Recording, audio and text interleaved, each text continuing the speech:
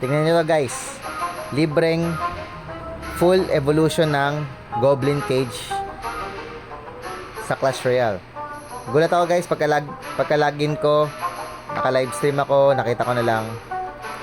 Ang gagawin nyo lang, mag-farm lang ng 3 crowns. Napakadali, maglaro lang kayo ng isang game kapag kakasimula pa lang nung reset sa 12 o'clock. So pag nanalo kayo, baka makuha nyo na agad yan. Tapos nun, pwede pa kayo makakuha ng 4-star lucky drop, 3-star lucky drop, 2-star lucky drop, tsaka 1-star lucky drop.